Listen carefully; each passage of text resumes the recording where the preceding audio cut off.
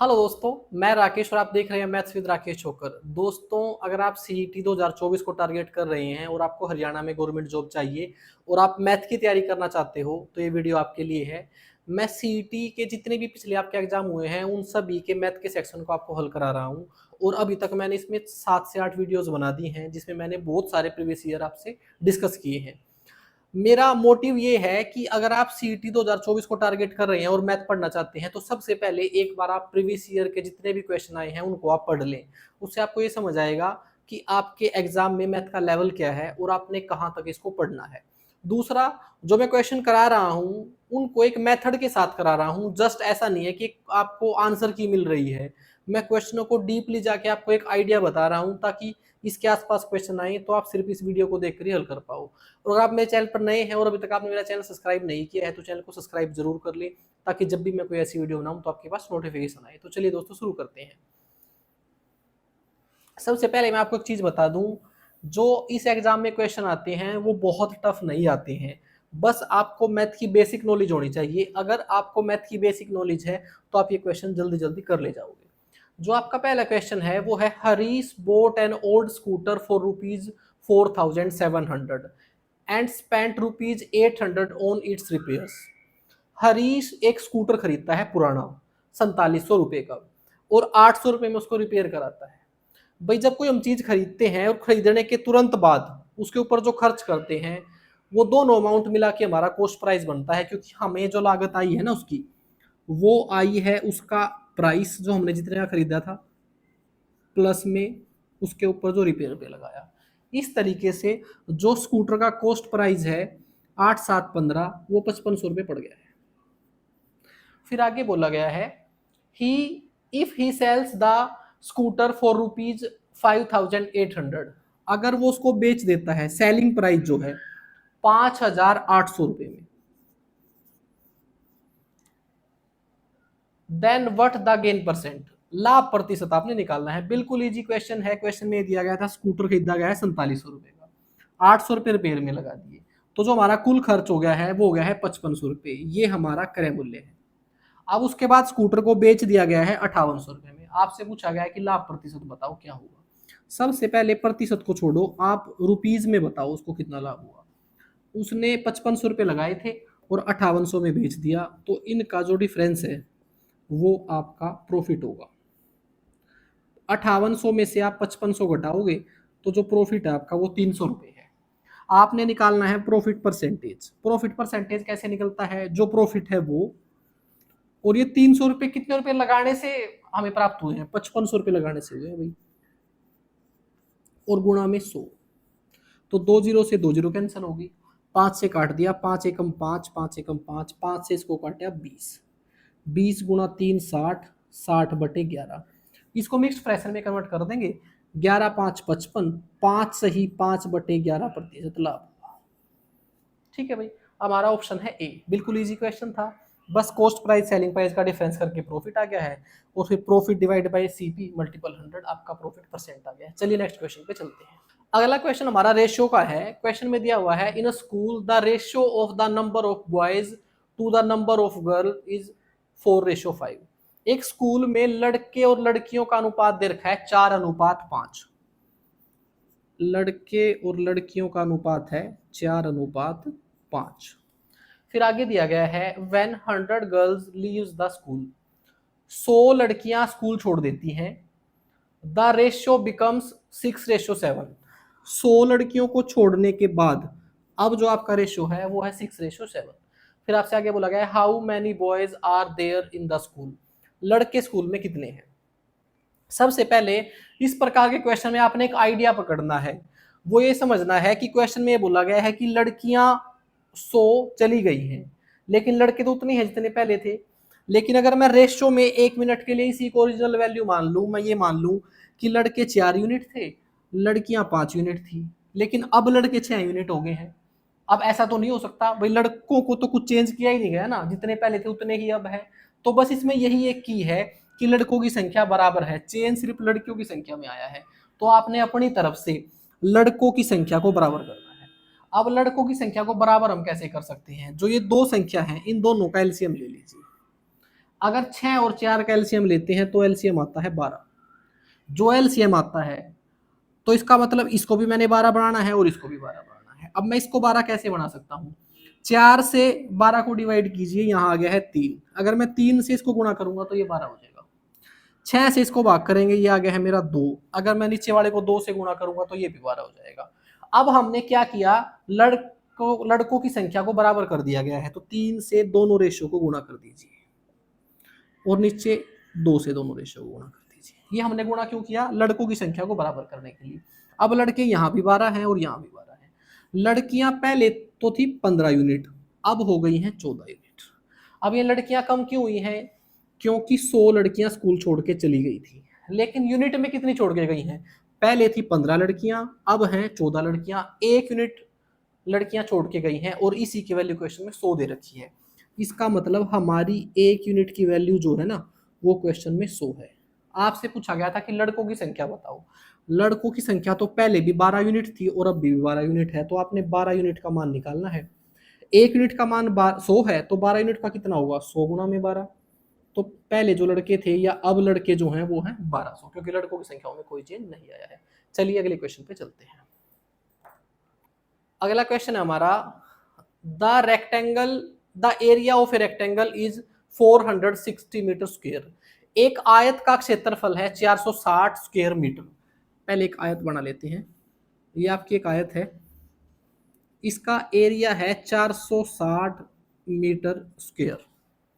आगे दिया गया है, if the length is 15% more than the breadth. लंबाई जो है वो चौड़ाई से 15% ज्यादा है। Then find the breadth of the rectangle. Rectangle की आपने ब्रेड्थ बतानी है, आयत की चौड़ाई बतानी है। आपको दो चीजें क्वेश्चन में दे रखी हैं कि एक आयत का क्षेत्रफल 460 वर्ग मीटर है और इसकी जो लंबाई है वो चौड़ाई से 15% अधिक है। तो मैंने 1 मिनट के लिए लंबाई को L मान लिया और चौड़ाई को B मान लिया। ये बोला गया है लंबाई जो है ना वो चौड़ाई से 15% अधिक है। अगर मैं चौड़ाई को 100 मान लेता हूं 1 मिनट के लिए, तो लंबाई कितनी हो जाएगी? इससे 15% ज्यादा। 100 का 15% 15 ही होता है, इसका मतलब लंबाई हो जाएगी मेरी 115। ठीक है, आप 100 और 115 लेकर भी अपना आंसर निकाल सकते हो, लेकिन हमने 100 और 15 अपनी तरफ से लिए हैं। आप इनको आगे रेशियो में कन्वर्ट कर लो ताकि छोटी से छोटी वैल्यू आ जाए मेरे पास। इसको मैंने 5 से भाग कर दिया, ये आ गया है 20। इसको भी 5 से भाग कर दिया, ये आ गया है 23। अब पहले 100 और 15 में भी 15% का फर्क था, अब 20 और 23 में भी 15% का फर्क है। इस पे कोई चेंज नहीं आया है। अब लंबाई तो है मेरी 23 यूनिट और चौड़ाई है 20 यूनिट। आप क्षेत्रफल निकाल लीजिए आयत का। आयत का क्षेत्रफल कैसे निकलता है? आयत का क्षेत्रफल निकलता है लंबाई गुणा चौड़ाई, और क्षेत्रफल आपको दे रखा है 460। लंबाई मानी हमने 23 यूनिट और चौड़ाई मैंने मानी 20 यूनिट। यहां पर जो मेरा क्षेत्रफल निकल के आ रहा है वो निकल के आ रहा है 460 और इधर भी कितना है? 460। जब दोनों तरफ का क्षेत्रफल बराबर आ गया है तो कुछ भी कंपैरिजन करने की जरूरत नहीं है। ये आपकी लंबाई है और ये आपकी चौड़ाई है। अगर ये क्षेत्रफल इसके बराबर नहीं आता तो हम 1 यूनिट का मान निकालते यूनिटरी मेथड से, लेकिन अब कोई जरूरत नहीं है। जो हमने लंबाई चौड़ाई मानी थी उससे भी क्षेत्रफल 460 आ रहा है और क्वेश्चन में भी 460 दे रखा था। तो आपकी लंबाई है 23 और चौड़ाई है 20। आपसे क्वेश्चन में चौड़ाई पूछी थी तो आंसर आ गया आपका 20 मीटर। चलिए अगले क्वेश्चन पे चलते हैं। अगला क्वेश्चन आपका टाइम एंड वर्क का है। A man can do a job in 15 days. एक आदमी एक काम को 15 दिन में करता है। His father takes 20 days and his son finish it in 25 days. How long will they take to complete the work together? कुछ भी क्वेश्चन नहीं है भाई, टाइम एंड वर्क का बिल्कुल बेसिक क्वेश्चन है। एक आदमी है जिसको 1 मिनट के लिए ए मान लेते हैं, ये काम को 15 दिन में खत्म करता है। इसका फादर जो है उसको मैं एफ से डिनोट कर रहा हूं, वो काम को 20 दिन में करता है। इसका सन जो है उसको मैं एस से डिनोट कर रहा हूं, वो काम को 25 दिन में करता है। क्वेश्चन में पूछा गया है ये तीनों मिलके काम को कितने दिन में करेंगे। आपने टाइम बताना है कि तीनों मिलके काम को कितने दिन में खत्म करेंगे। टाइम एंड वर्क में आपका एक ही फार्मूला होता है, वो फार्मूला है कि time multiple efficiency equal to total work होता है मेरा। बस सिर्फ यही फार्मूला चलता है पूरा टाइम एंड वर्क में। टाइम एक आदमी के द्वारा जितना लिया गया समय और उसका 1 दिन का काम, उन दोनों को गुणा कर दें तो टोटल वर्क आ जाता है मेरा। ठीक है, अब यहां से अगर मैंने टाइम निकालना है तो टाइम निकलता है टोटल वर्क डिवाइड में एफिशिएंसी। ये एक फार्मूला था हमारा, टोटल वर्क होता है टाइम मल्टीपल एफिशिएंसी। अगर मैंने टाइम निकालना है तो ये एफिशिएंसी डिवाइड में आ जाएगी। कहने का मतलब अगर मैंने यहां टाइम निकालना है तो मुझे चाहिए टोटल वर्क और एफिशिएंसी, दो चीजें चाहिए। पहले मुझे टोटल वर्क चाहिए, उसके बाद एफिशिएंसी निकाल लेंगे। इस प्रकार के क्वेश्चन में हम एलसीएम मेथड लगाते हैं और एलसीएम को टोटल वर्क मान लेते हैं। मैंने ये मान लिया इन तीनों ने जो काम किया था वो इनका एलसीएम है। अब एलसीएम कैसे निकाल लें? देखो सिंपल बात है, बहुत छोटे नंबर हैं, आप एलसीएम जो आपका ट्रेडिशनल मेथड है वहां से रख के निकाल सकते हो। लेकिन मैं जो आपको तरीका बता रहा हूं ये पूरे टाइम एंड वर्क में आप यूज कर सकते हो। सबसे बड़े नंबर को आप 1 मिनट के लिए एलसीएम मान लो। मैंने एलसीएम 25 मान लिया है और 25 को मैंने फैक्टर के रूप में लिख लिया है। ये इसका एलसीएम है। अब एलसीएम का मतलब क्या होता है? एलसीएम वह छोटी से छोटी संख्या है। अगर ये इन तीनों का एलसीएम है ना, तो ये तीनों इसको पूरा पूरा भाग करेंगे। 15 से पूरा भाग होगा, 20 से भी और 25 से भी। अब जिस संख्या से पूरा पूरा भाग होता है तो ठीक है, अगर भाग नहीं होता, जिस फैक्टर से भाग नहीं होता उस फैक्टर को इसके साथ गुणा कर लेंगे बस। 15 का मतलब है 3 गुणा 5। 5 तो इसमें है लेकिन 3 नहीं है, तो मैंने 3 ले लिया। ठीक है, 20 के फैक्टर होते हैं 5 गुणा 4, तो 5 तो मैंने ले लिया, 4 नहीं था तो वो 4 ले लिया। ये आपका एलसीएम आ गया है। अब आप इस 15 से भी डिवाइड कर लो तो भी हो जाएगा, 20 से कर लो तो भी हो जाएगा और 25 से कर लो तो भी हो जाएगा। अब ये एलसीएम जो है, इसके बाद ये जो एलसीएम है यही मेरा टोटल वर्क है पहले तो। अब टोटल वर्क कितना आ गया है? अगर मैंने टोटल वर्क रख, इस फार्मूले में टाइम निकालने का तरीका मैंने बताया था, टोटल वर्क डिवाइड में एफिशिएंसी। टोटल वर्क ये आ गया है, इसको 1 मिनट के लिए गुणा कर लीजिए। 5 5 25 चौका 100 गुणा में 3 300। तो अब जो मुझे ए एफ एस का टाइम निकालना था तो उसमें ऊपर वाली वैल्यू आ गई है मेरी टोटल वर्क। अब मुझे चाहिए एफिशिएंसी। एफिशिएंसी कैसे निकालते हैं? अगर ए की एफिशिएंसी निकालनी है तो टोटल वर्क को ए के डेज से डिवाइड कर दीजिए। अब ये कैसे आई है एफिशिएंसी? आप यहां से निकाल सकते हो। अगर मैं एफिशिएंसी निकालता हूं तो क्या होगा? टोटल वर्क डिवाइड में टाइम। ये एक ही फार्मूला यूज होगा, इससे आगे दो फार्मूले बन रहे हैं। एफिशिएंसी निकलती है टोटल वर्क डिवाइड में टाइम। अब टोटल वर्क है ये, ए टाइम लेता है 15 दिन। अगर इस टोटल वर्क को 15 से भाग करेंगे तो ए की एफिशिएंसी आ जाएगी। अब 15 से इसको भाग करना है तो कुछ नहीं, बस 15 के फैक्टर हटा दो। 15 के फैक्टर है 5 और 3, ये हटा दिए हैं तो 5 4 20 आ गया है। अगर 20 से भाग करेंगे तो उसके फादर की एफिशिएंसी आ जाएगी और 20 के फैक्टर हैं 5 और 4, वो हटा दिए, जो बच रहे हैं ये आ गई है एफिशिएंसी उसके फादर की। ऐसे ही सन की एफिशिएंसी निकालनी है, 25 से इसको भाग करना है तो 25 के फैक्टर हटा दो, 5 और 5 हट गए हैं, 3 4 12, ये उनकी एफिशिएंसी आ गई है। टाइम निकालने के लिए दो चीज की जरूरत थी, पहले मैंने टोटल वर्क मान लिया, अब एफिशिएंसी आ गई है। तीनों, अब समय किसका निकालना है? तीनों का निकालना है ना, तो एफिशिएंसी भी तीनों की जोड़ लेंगे। ये जोड़ के आ गया है 47, तो 47 से इसको भाग कर देंगे, बस ये आपका आंसर आ गया है। 300 को 47 से भाग करके जितने दिन आएंगे उतने ही दिन में ए एफ एस तीनों मिलके काम को कर देंगे। अब इसको या तो आप पूरा पूरा भाग कर सकते हो, अब आप ऑप्शन से भी जा सकते हो। सबसे पहले कह रहा है कि या तो एग्जैक्टली 6 डेज या तो फिर 6 ही दिन लगेंगे।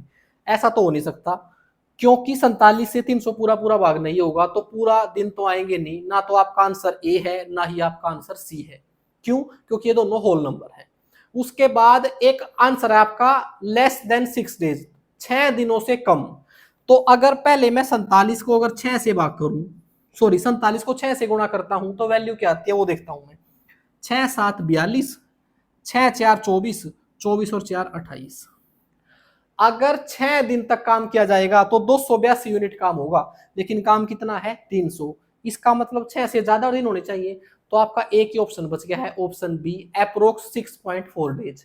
आप इसको इससे डिवाइड करोगे तो भी इसके आसपास ही आंसर आएगा।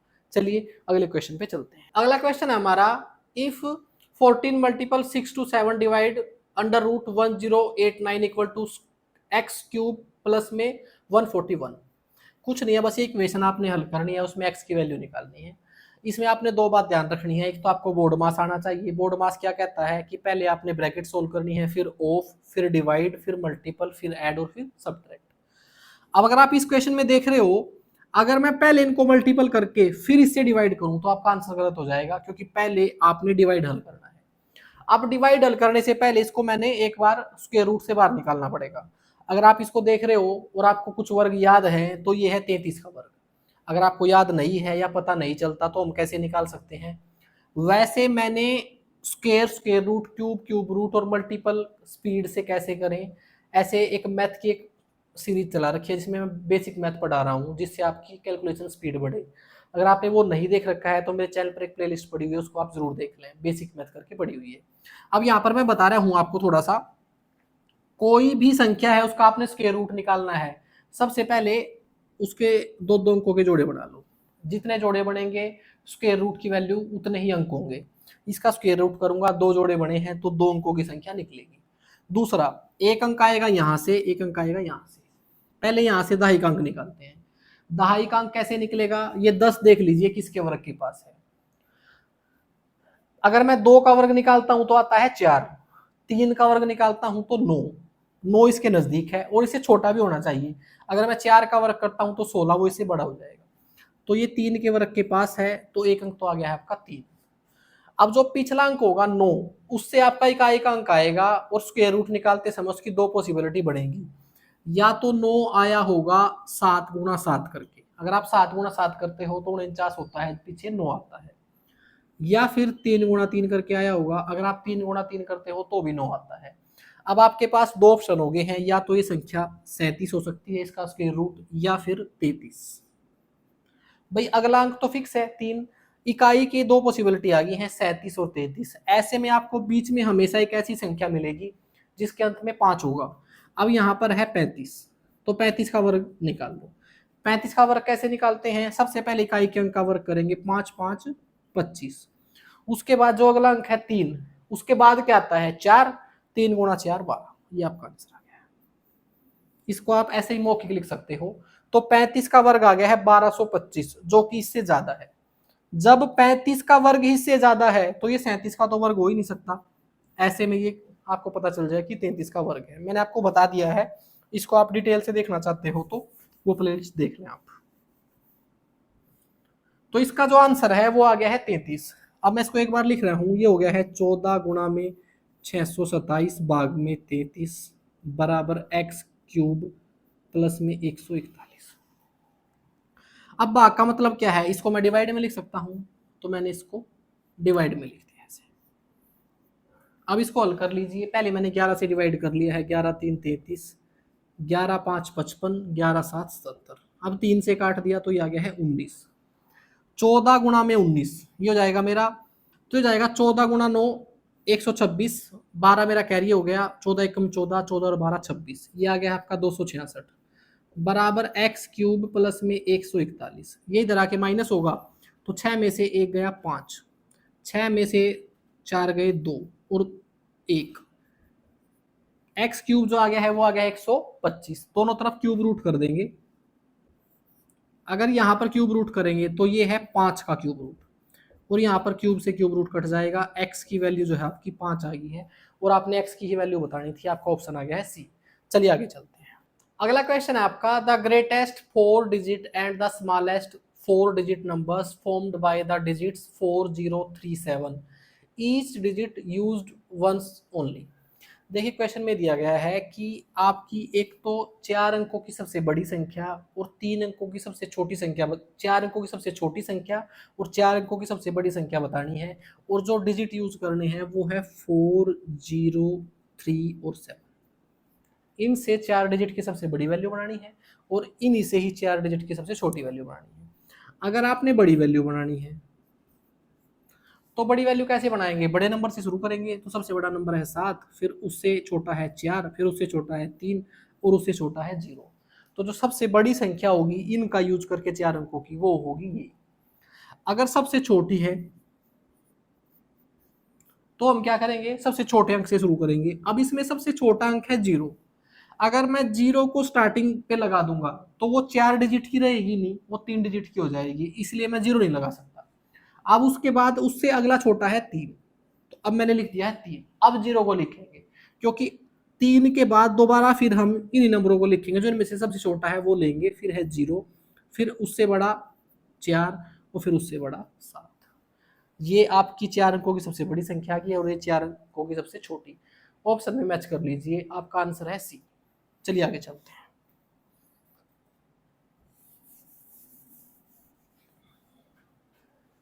अगला क्वेश्चन आपका, the speeds of 3 cars are in the ratio 2:3:4। The ratio between the time taken by these car to cover the same distance each. आपसे ये बताया गया है कि 3 कार हैं जिनकी स्पीड का रेशियो है 2:3:4। ये है आपका स्पीड का रेशियो। और आपसे पूछा गया है अगर डिस्टेंस सेम ट्रेवल किया जाता है तीनों कार के द्वारा, तो जो उनके द्वारा समय लिया जाएगा उसका रेशियो बताना है, टाइम का रेशियो बताना है। एक बात आप हमेशा ध्यान रखें, जो आपका स्पीड एंड डिस्टेंस में एक फार्मूला होता है, वो फार्मूला है आपका कि distance equal to speed multiple time. जो दूरी निकलती है वो बराबर होती है समय गुणा चाल के। अगर ये डिस्टेंस कांस्टेंट हो, फिक्स हो, यही डिस्टेंस आपने इस कार से तय करना है, यही इससे, तो ऐसे में क्या होगा, जो आपकी स्पीड का रेशियो होगा ना उसका उल्टा इनके टाइम का रेशियो होगा। कहने का मतलब अगर आपने टाइम का रेशियो निकालना है तो बस जस्ट इसका उल्टा कर दीजिए, ये आपका आंसर है। अब आपने एक बात और ध्यान रखनी है, रेशियो के टॉपिक में मैंने पढ़ा रखा है कि अगर रेशियो फ्रैक्शन में दे रखा हो तो वो ठीक नहीं होता, वो पूरे इंटीजर में होना चाहिए। तो इसको आपने इंटीजर में चेंज करना है, तो हम क्या करेंगे, इसके बेस का एलसीएम लेंगे और उससे इस रेशियो को गुणा कर देंगे। और रेशियो को किसी भी वैल्यू से गुणा करें, किसी से भी डिवाइड करें, उस पर कोई फर्क नहीं पड़ता। तो मैं इनके एलसीएम से इसको गुणा कर दूंगा और इनका एलसीएम है 12, तो 12 से मैं इस पूरे रेशियो को गुणा कर रहा हूँ। अगर 1/2 को 12 के साथ गुणा करूंगा तो 2 छीकी 12 6 आ जाएगा। अगर 1/3 को 12 के साथ गुणा करूंगा तो 3 चौके 12 4 आ जाएगा। अगर 1/4 को 12 के साथ गुणा करूंगा तो 4 3 12 ये 3 आ जाएगा। इसका मतलब उनके द्वारा लिए गए जो समय का रेशियो है वो है 6:4:3। आपका ऑप्शन आ गया है सी। चलिए नेक्स्ट क्वेश्चन पे चलते हैं।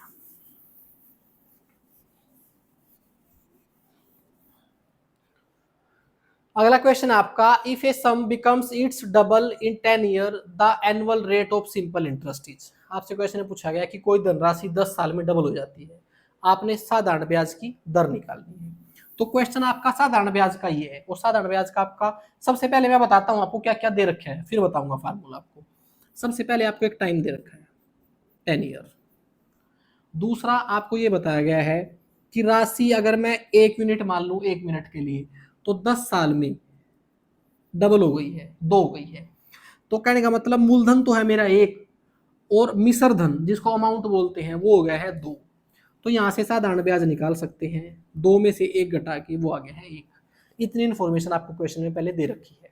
क्वेश्चन में आपको ये बोला गया है कि कोई राशि है जो 10 साल में डबल हो जाती है, यानी कि अगर वो 1 रुपया थी तो 10 साल में 2 रुपये हो गए हैं।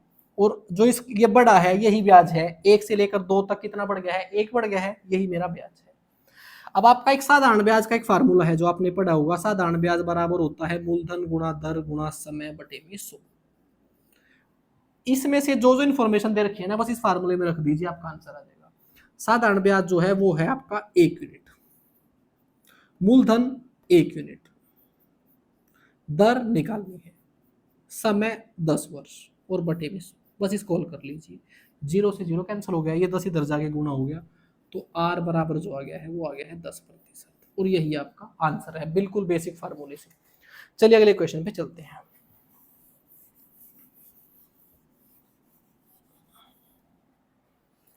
अगला क्वेश्चन है आपका, the average of 50 numbers is 38। Question में बोला गया है कि 50 नंबर्स का जो एवरेज है वो 38 है। अब यहीं से मैं आपको एक बात बता दूं, एवरेज का मतलब ये है कि अगर 50 नंबर का एवरेज 38 है तो सभी नंबर 38 38 38 है, तभी उनका एवरेज 50 हुआ है। अब आगे, if 2 numbers 45 and 55 are excluded, अगर इसमें से 2 नंबर हटा दिए जाएं, जो एक है 45 और एक है 55, फिर आगे बोला गया आपसे then what will be the average of the remaining numbers, बचे हुए नंबर्स का एवरेज क्या होगा।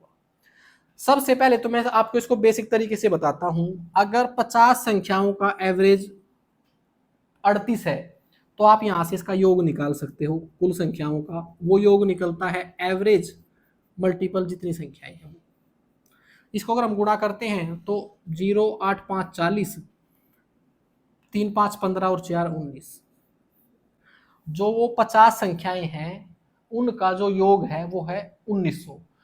इस योग में से दो संख्या घटानी है, 45 और 55। इन दोनों को जोड़ रहा हूं तो 100 आ रहा है। इसका मतलब इसमें से 100 घटाना है। मैंने 100 घटा दिया तो इसका मतलब वो दो संख्याएं मैंने हटा दी हैं। अब दो संख्याएं हटाने के बाद जो संख्याओं का योग बच गया है वो बच गया है 1800। और ये संख्याएं कितनी हैं? ये संख्याएं हैं 48, क्योंकि दो संख्याएं मैंने हटा दी है। अब इसका एवरेज निकालना है। मैंने क्या किया था, योग निकालने के लिए 50 को गुणा किया था ना। अब अगर एवरेज निकालना है तो 48 से भाग कर दीजिए। एवरेज का फार्मूला होता है आंकड़ों का योग बटे में आंकड़ों की संख्या। आंकड़ों का योग है आपका 1800 और आंकड़ों की संख्या है 48। इसको इससे भाग करोगे तो आपका आंसर आ जाएगा 37.5। ठीक है। एक तरीके से और भी निकाल सकते हैं इस क्वेश्चन को। वो तरीका क्या है? अभी मैंने बताया अगर 50 संख्याओं का एवरेज 38 है तो आप ये मान के चले सभी संख्याएं 38 है। अब अगर दो संख्याएं हटाई गई हैं तो वो दोनों संख्याएं 38-38 होनी चाहिए थी, क्योंकि इनका सभी का एवरेज 38 है। तो वो दो संख्याएं जो निकाली गई हैं वो भी 38-38 होनी चाहिए थी, लेकिन वो 38-38 नहीं है, 45-55 है। तो एक्चुअल में निकलनी थी, इन दोनों का योग कर दीजिए, 76 घटना था, लेकिन हमने कितना घटा दिया? 100। हमने दो संख्याओं का सिर्फ 76 घटाना था, गलती से 100 घटा दिया। कितना ज्यादा घटा दिया? 24 ज्यादा घटा दिया। अगर 24 ज्यादा घटा दिया है तो एवरेज कम हो जाएगा। अब कितना कम हो जाएगा? 24 कम हो जाएगा। तो इस 24 की एवरेज निकाल लें। 24 की एवरेज कैसे निकाल लेंगे? जितने लोगों में कम हो जाएगा उससे भाग कर दीजिए, ये एवरेज में कन्वर्ट हो जाएगा। अब बंदे बच गए हैं 48। तो अगर सभी में 48 बंदों में 24 बांटूंगा तो सबके से आधा आधा आएगा। इसका मतलब पहले जो आपका एवरेज था उससे आधा कम हो गया है और 37.5 आपका आंसर आ गया है। आप ऐसे भी कर सकते हो और मैंने जो बेसिक तरीका बताया था आप उससे भी कर सकते हो। जो मैंने आपको तरीका बताया है इसके लिए थोड़ा सा आपको एवरेज के बारे में पता होना चाहिए, लेकिन मेरा काम बताना है। बेसिक के बाद मैंने आपको बता दिया है। एक एवरेज की पूरी क्लास होगी, उसमें आपको पूरे डिटेल से बताया जाएगा। अगला क्वेश्चन है आपका, A started a business with ₹63,000। A ने एक बिजनेस शुरू किया है 63,000 रुपए लगाकर। And B joined the business after some time. कुछ समय के बाद बी भी व्यापार को ज्वाइन कर लेता है। कितने पैसे के साथ? 1,08,000। 1,08,000 रुपए के साथ वो भी बिजनेस में शामिल हो जाता है। After how many months did B join if the profit at the end of the year divided equally. भाई बी ने कितने महीने बाद व्यापार ज्वाइन किया कि जो उनके बीच का प्रॉफिट है वो बराबर डिवाइड हुआ। पहले तो आप ये समझें कि प्रॉफिट जो है वो किस रेशो में डिवाइड होता है। पार्टनरशिप का आपका एक ही फार्मूला है, जो आपका प्रॉफिट डिस्ट्रीब्यूशन होता है ना, प्रॉफिट शेयर होता है कैपिटल मल्टीपल टाइम। एक आदमी ने कितनी कैपिटल लगाई है, कितने पैसे इन्वेस्ट किए हैं और कितने समय के लिए हैं, उतना ही उसका शेयर होगा। अब दो बंदे हैं, एक है ए और एक है बी। ए ने पैसे लगाए 63,000, बी ने पैसे लगाए 1,08,000। अब साल के लास्ट में जब प्रॉफिट बटा तो दोनों के हिस्से में बराबर है, बराबर बराबर प्रॉफिट बटा है। अब लेकिन क्वेश्चन में ये भी बताया गया था कि ए ने तो बिजनेस शुरू ही किया था, लेकिन बी जो है ना वो बिजनेस के बीच में आया था। तो ये तो है मेरा कैपिटल। अगर मैं प्रॉफिट का रेशियो देख रहा हूं तो वो आया है 1:1। अब प्रॉफिट का रेशियो 1:1 कब हो सकता है, अब आपने ये सोचना है। अब मैं यहां पर पहले एक टाइम का रेशियो लिख रहा हूं।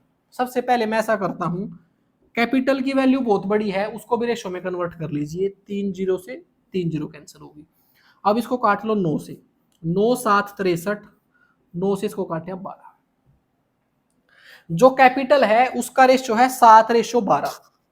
मुझे टाइम का रेशियो नहीं पता है, लेकिन ये पता है कि जब उनका लास्ट में प्रॉफिट बटा है वो 1:1 में बटा है। लेकिन मुझे ए का तो समय पता है ना, ए का समय है 12 महीने।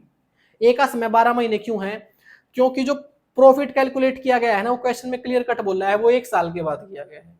अगर 1 साल के बाद किया गया है, इसका मतलब ए का पैसा तो 12 के 12 महीने के लिए लगा होगा। क्यों? क्योंकि ए ने ही व्यापार शुरू किया था, बी बीच में आया था। अब बी कब आया होगा? अब देखिए, इन दोनों को गुणा करके जो भी वैल्यू निकल के आती है, इधर भी इन दोनों वैल्यू को गुणा करके सेम आनी चाहिए, तभी रेशियो सेम आएगा। यहां पर आ रहा है 12 7 84, तो मुझे यहां 84 चाहिए, तो इधर भी 84 आना चाहिए। इधर 84 कब आएगा? जब मैं यहां पर 7 रखूंगा। कहने का मतलब, अगर प्रॉफिट का रेशियो बराबर है तो जो कैपिटल का रेशियो होगा टाइम का रेशियो से उल्टा होगा। कहने का मतलब, ए ने पैसे लगाए थे 12 महीने के लिए और बी ने पैसे लगाए 7 महीने के। अब आप देखोगे ऑप्शन में 7 तो नहीं है। उसने आपसे ये नहीं पूछा कि बी ने कितने समय के लिए पैसे लगाए, आपसे पूछा कि बी कितने दिन के बाद आया। अगर बी ने सिर्फ 7 महीने के लिए पैसे लगाए हैं और ए ने 12 के लिए, तो बी जो है वो 5 महीने के बाद आया होगा, क्योंकि उसने बाद के 7 महीने लगाए। तो आपका आंसर है बी। चलिए अगले क्वेश्चन पे चलते हैं।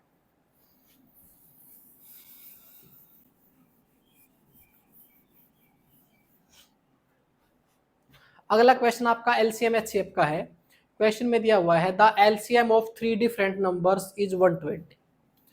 3 नंबर का जो एलसीएम है वो 120 है। फिर आगे बोला गया है which of the following can not be their HCF. 4 option में से कौन सा एचसीएफ नहीं हो सकता, ये पूछा गया है। 4 ऑप्शन क्या क्या हैं आपके? 12, 24, 8 और 35। ये बताना है कि जो 3 संख्याएं हैं, अगर उनका एलसीएम 20 है तो उनका एचसीएफ इनमें से कौन सी संख्या नहीं हो सकती। एक बात आप ध्यान रखिए, जो एचसीएफ होता है ना, वो हमेशा एलसीएम को पूरा पूरा डिवाइड करता है। एचसीएफ जो होता है वो एलसीएम का ही एक फैक्टर होता है और एलसीएम को पूरा पूरा भाग करता है। तो इसमें से जो संख्या इसको भाग नहीं करेगी वो एचसीएफ नहीं हो सकता। 12 भी इसको भाग कर रहा है, 24 भी इसको भाग कर रहा है और 8 भी इसको भाग कर रहा है, लेकिन 35 इसको पूरा पूरा भाग नहीं कर रहा है। इसका मतलब उन 3 संख्याओं का जो एचसीएफ है वो 35 नहीं हो सकता, और यही आपने बताना था, तो सी आपका आंसर है। चलिए अगले क्वेश्चन पे चलते हैं। अगला क्वेश्चन हमारा, in what ratio rice at ₹28.80 per kg and rice at ₹22.80 per kg be mixed to get a mixture worth ₹25.80 per KG. Question में आपको ये दिया गया है कि 2 प्रकार के चावल हैं, एक प्रकार के चावल का भाव ये है, दूसरे प्रकार के चावल का भाव ये है। इनको एक सर्टेन रेशियो में मिलाया गया है और मिलाने के बाद जो चावल बने हैं उनका रेट ये है। तो आपसे पूछा गया है कि इनको किस रेशियो में मिलाया है वो बताओ। ऐसा क्वेश्चन आपका एलिगेशन का होता है जब 2 अलग अलग टाइप के चावल मिलाए गए और वो इस भाव के बन गए हैं, तो आपने बताना है वो किस रेशियो में मिलाए गए थे। तो वो रेशियो निकल के आएगा एलिगेशन से। एलिगेशन क्या कहता है, इसमें से इसको घटाइए। अगर 28.80 में से 25.20 घटाओगे तो ये आ जाएगा आपका 3.60। अब 25 में से ये घटाइए तो ये आ जाएगा आपका 2.40। ये जो रेशो निकल के आया है इसी रेशो में इसको मिलाया गया है। 0 से 0 कैंसिल हो गया, डेसिमल से डेसिमल, तो 12 से काट दिया, 12 दूनी 24, 12 3 36। वो जो ऊपर वाले चावल हैं वो इस रेशो में मिलाए गए हैं, तो आपका आंसर आ गया है ए। चलिए अगले क्वेश्चन पे चलते हैं। क्वेश्चन में एक इक्वेशन दी हुई है, if 10% of A plus B, 10% of A plus B equals to 50% of 50% of A minus B, और आपसे पूछा गया है ए और बी का रेशो बताइए। क्वेश्चन में कुछ भी नहीं है भाई, आप परसेंटेज से परसेंटेज काट दो, 0 से 0, तो यहां पर तो आ गया है ए प्लस बी। यहां पर बचा हुआ है 5, 5 से अंदर गुणा कर दीजिए, ये हो जाएगा 5a माइनस में 5b। ये ए उधर गया तो 5a में से घट गया 4a, ये 5 भी इधर आया तो इसमें 1 b में जुड़ गया, ये आ गया है 6b। ठीक है, रेशियो निकालना था, ए और बी का रेशियो निकालना है, तो बी को उधर ले जाइए और 4 को इधर ले आइए, ये हो जाएगा 6/4 और a बटे में b। ये b गुणा में था उधर भाग में चला गया, ये 4 गुणा में था इधर भाग में आ गया, इसको हल कर दीजिए बस। ये आ गया आपका 3/2। इसका मतलब ए और बी का रेशियो है 3:2। ऐसे क्वेश्चन में आपको एक बात ध्यान रखनी है, आपके पास दोनों ऑप्शन है, एक तो है 3:2, एक है 2:3। अगर आपसे ए और बी का रेशो पूछा गया है, ए पहले है तो होना चाहिए 3:2। अगर आपसे पूछ लिया जाता कि बी रेशो ए बताओ तो हो जाता आपका 2:3। ये बात आपने ध्यान रखनी है। चलिए अगले क्वेश्चन पे चलते हैं। अगला क्वेश्चन आपका चक्रवृद्धि ब्याज का है। क्वेश्चन में दिया गया in how many years will a sum of ₹8,000 at 10% annually compound interest compounded semi annually becomes ₹9,261। Question में आपको ये दिया गया है कि एक प्रिंसिपल है 8,000, ये 10% वार्षिक ब्याज की दर से 9261 हो गया है और आपने टाइम बताना है कितने समय में हुआ है। ये चीजें दी गई है आपको। मूलधन है आपका 8,000, दर है आपकी 10% वार्षिक और पैसा जो हो गया है आपका वो हो गया है 9261 और कितने समय में हुआ है ये बताना है। लेकिन साथ में एक चीज और बता रखी है कि जो ब्याज है आपका वो सेमी एनुअली कंपाउंड होता है, अर्धवार्षिक रूप से संयोजित होता है। कहने का मतलब आधे वर्ष में जितना ब्याज होता है वो मूलधन में जुड़ जाता है, फिर आगे उसके ऊपर ब्याज लगता है, उसको बोलते हैं हाफ ईयरली कंपाउंड होना। तो ऐसे में क्या करना है आपने, जितने टाइम में वो कंपाउंड हो रहा है उसी टाइम में आपकी दर होनी चाहिए। यहां पर दर है आपकी वार्षिक, लेकिन ब्याज संयोजित होता है अर्धवार्षिक, तो इसको अर्धवार्षिक बनाना है। वार्षिक 10% है, अगर अर्धवार्षिक बनाना है तो इसको 2 से भाग कर देंगे और ये हो जाएगी 5% हाफ ईयरली। अब आपने एक चीज ध्यान रखनी है, अगर आपने दर को 2 से भाग किया है तो समय को 2 से गुणा करना पड़ेगा। ये बात आप हमेशा ध्यान रखें, आप दर को जितने से भाग करोगे समय को उतने से गुणा करना पड़ेगा। इसका मतलब यहाँ समय कुछ भी रहा हो उसको आपने 2 से गुणा किया होगा। ये बात आप ध्यान रखें। इसको आप दूसरी तरीके से भी समझ सकते हैं, अगर आपने दर को हाफ ईयरली बना दिया है तो समय को भी आप हाफ ईयर में काउंट करोगे। जैसे कि फर्ज करो यहाँ पर 1 वर्ष होता तो 1 वर्ष को आप 2 से गुणा करते और 2 का मतलब हो गया उसमें 1 वर्ष में 2 हाफ ईयर है। अगर समय यहाँ पर 2 वर्ष आ जाता तो 2 वर्ष को हम 2 से गुणा करते, क्यों? क्योंकि 2 वर्ष में 4 हाफ ईयर होते हैं। इसलिए दर हम जितने से भाग कर रहे हैं समय उतने से गुणा करते हैं। अब आपका एक बेसिक फार्मूला होता है कंपाउंड इंटरेस्ट निकालने का, बस वो फार्मूला लगाइए और आपका आंसर आ जाएगा। अब वो फार्मूला क्या कहता है, वो फार्मूला है आपका अमाउंट जो निकलता है वो होता है principal into 1 plus rate divide by 100 into time. ये आपका बेसिक फार्मूला है। इस मूलधन को मैं इधर ले आया, ये हो जाएगा ए डिवाइड में पी। आर कितना है आपका, आर है अब मेरा 5%, मैंने यहां 5 रख दिया, ये आ गया है आपका। ठीक है, अमाउंट का वैल्यू है मेरा 9261, प्रिंसिपल की वैल्यू है मेरी 8,000। उधर अगर मैं इसको हल कर रहा हूं तो 5 एकम 5, ये आ गया है 1/20, 20 एकम 20 और 1 21, 21/20 और बाहर है टाइम। बस अब आपने ये देखना है कि मैं 20 की कितनी पावर कर दूं कि 8,000 आ जाए। आपको पता होगा 20 की अगर मैं 3 पावर करता हूं तो 8,000 आ जाएगा। अब इसका मतलब 21 की अगर मैं 3 पावर करूंगा तो 9261 आ जाएगा। इसका मतलब टी की वैल्यू जो है मेरी वो 3 है। अब एक बात और ध्यान रखनी है, 3 जो आया है ना मेरे वो हाफ ईयर आए हैं, क्योंकि मैंने दर जो बना रखी थी ना वो हाफ ईयर में बना रखी थी और समय को मैंने 2 से गुणा किया होगा तब ये 3 आया है। या फिर आप ये समझें कि ये 3 हाफ ईयर है। अब इसको मैंने 2 से भाग करना पड़ेगा ईयर्स में कन्वर्ट करने के लिए। अगर मैं इसको 2 से भाग कर रहा हूं तो हो जाएगा 1 सही 1/2 वर्ष, इतना समय है आपका। तो इसका आंसर आ गया है ए।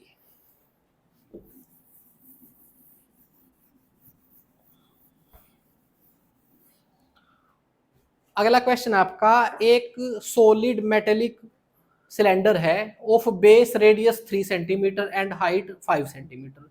एक सिलेंडर है आपका,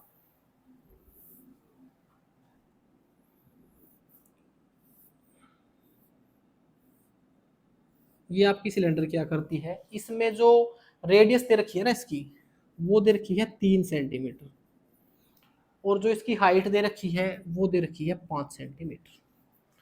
अब आपसे बोला गया है इज मेल्टेड टू फॉर्म कोन, इसको मेल्ट करके कोन बनाया गया है। कोन होता है आपका शंकु। ये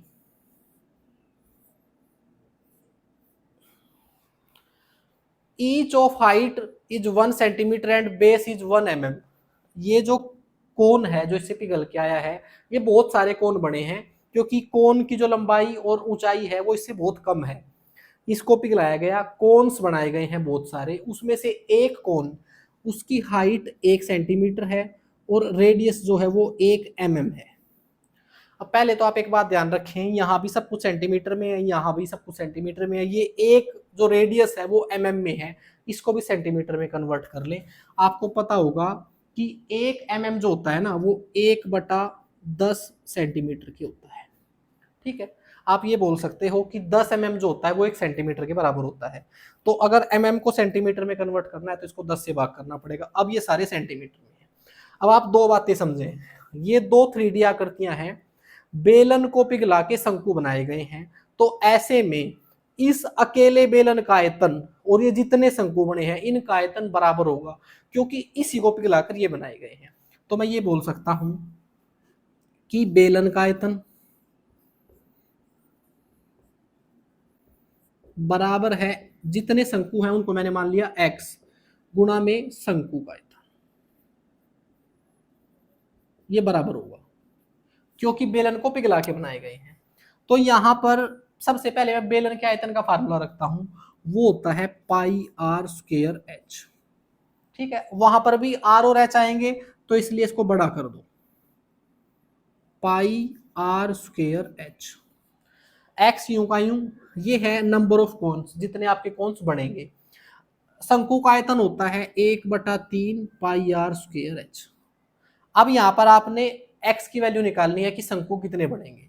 सबसे पहले पाई से तो पाई कट गया है, r बड़ा R मतलब है बेलन का रेडियस, वो है 3, तो स्क्वायर था तो 2 बार। h है बेलन की ऊंचाई, वो है 5, बराबर 1/3, x को मैं पीछे लेके जा रहा हूं भाई। r जो है वो है 1/10, 1/10 गुणा में 1/10। h हाइट जो है इसकी वो है 1 और x चला गया पीछे। ठीक है, यहाँ पर तो जो है वो है, इसको भी इधर ले आइए क्योंकि यहाँ ऊपर एक ही है। ये है मेरा 300 और इधर हो जाएगा मेरा 3 तिया 9 5 45, 45 गुणा 300 बराबर आ जाएगा मेरा x। इसको गुणा करेंगे तो 13,500 आ जाएगा। इस तरीके से जो आपके शंकु बनेंगे वो 13,500 बनेंगे। चलिए आगे चलते हैं भाई। जितने क्वेश्चन थे वो सारे मैंने आपको करा दिए हैं और कोशिश की है कि सबसे बेस्ट अप्रोच इन क्वेश्चनों में क्या हो सकती है वो मैंने आपको बताई है। अगर वीडियो अच्छी लगी हो तो वीडियो को लाइक करें और चैनल को सब्सक्राइब जरूर करें, ताकि जब भी मैं कोई ऐसी वीडियो बनाऊं तो आपके पास नोटिफिकेशन आए। थैंक यू दोस्तों।